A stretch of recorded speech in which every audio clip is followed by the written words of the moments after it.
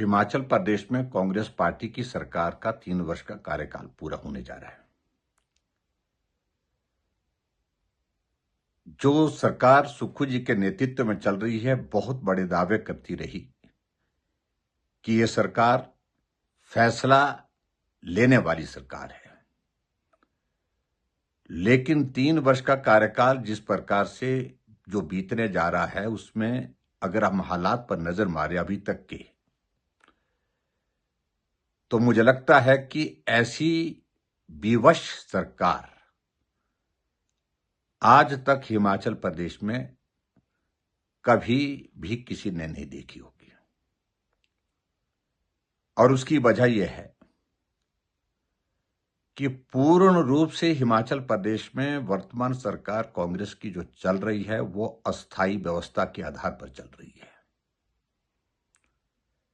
प्रदेश के मुख्य सचिव एडिशनल चार्ज के साथ, यानी कि स्थायी व्यवस्था नहीं, अस्थायी व्यवस्था।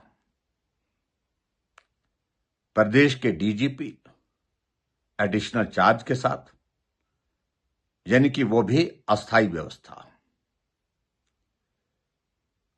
फॉरेस्ट डिपार्टमेंट के हेड, वो भी एडिशनल चार्ज के साथ, यानी कि अस्थायी व्यवस्था। और यहां तक कि हम देख रहे हैं कि कांगड़ा जैसे जिले में एसपी भी एडिशनल चार्ज के साथ, अस्थायी व्यवस्था। पालमपुर यूनिवर्सिटी में वाइस चांसलर की नियुक्ति कई महीनों से नहीं हो पाई, एडिशनल चार्ज के साथ, अस्थायी व्यवस्था। कांगड़ा सेंट्रल कोऑपरेटिव बैंक, जो बहुत बड़ा भ्रष्टाचार का अखाड़ा बना हुआ है, जिस पर जांच चल रही है, वहां पर भी एमडी एडिशनल चार्ज के साथ, यानी कि अस्थायी व्यवस्था। जब सब कुछ अस्थायी चल रहा है, ऐसी सूरत में प्रदेश की जनता अगर कोई किसी चीज के लिए उम्मीद करे तो करे क्या? ये बहुत बड़ा एक प्रश्न है। और इसकी सबसे बड़ी वजह यह है कि जब मुख्यमंत्री कुछ अधिकारियों को संरक्षण देते देते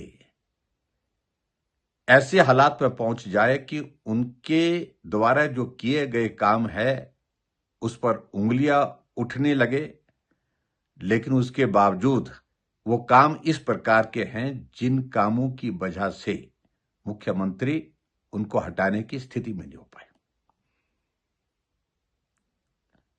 और इस बात को मैं स्पष्ट कर रहा हूं, कुछ काम ऐसे हुए होंगे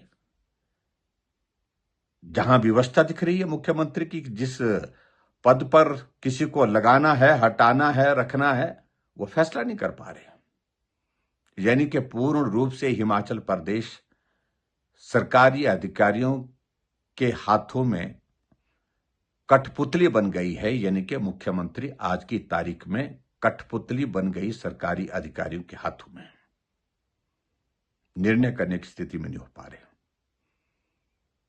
हमने सरकार चलाई है, जहां फैसले लिए वहां पर मुख्य सचिव को भी हटाया गया है, वहां दूसरे बड़े अधिकारियों को भी हटाया गया है, बदला गया है। लेकिन ऐसी अस्थायी व्यवस्था के आधार पर हमने एक दिन भी हिमाचल प्रदेश में सरकार नहीं चलाई।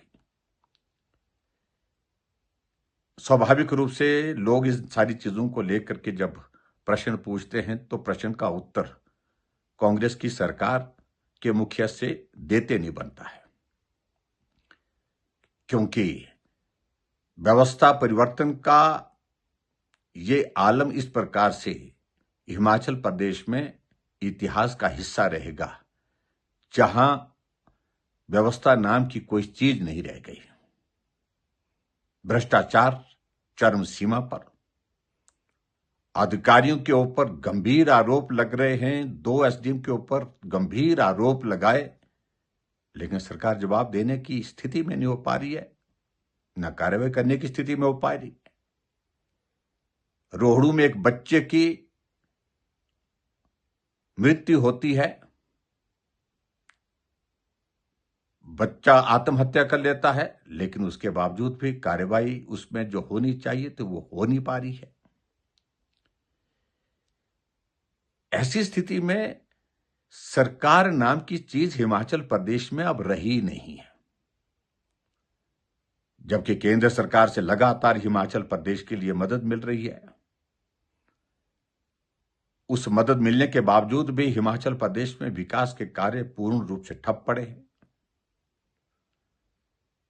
क्योंकि अब सरकार का मतलब यह रह गया है, काम करने का अभिप्राय नहीं रह गया। वक्त कैसे कट सकता है, 2 वर्ष का कार्यकाल रह गया है, इसको पूरा कैसे करें, इस सोच के सिवाय कोई और सोच नहीं है। और ऐसे हालात में मैं समझता हूं कि मैं मुख्यमंत्री जी को कहना चाहूंगा कि अगर जरा सी भी नैतिकता है, जब आपके बस में नहीं रही हैं चीजें, आप कठपुतली बनकर के रह गए हैं, तो मेहरबानी करके आपको अपने पद से त्यागपत्र दे देना चाहिए। कुछ तो लाज आपकी भी बची रहेगी और कुछ लाज इस देवभूमि हिमाचल प्रदेश की भी बची रहेगी।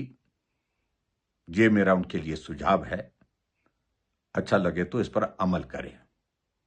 इसमें मुख्यमंत्री जी आपका हित है।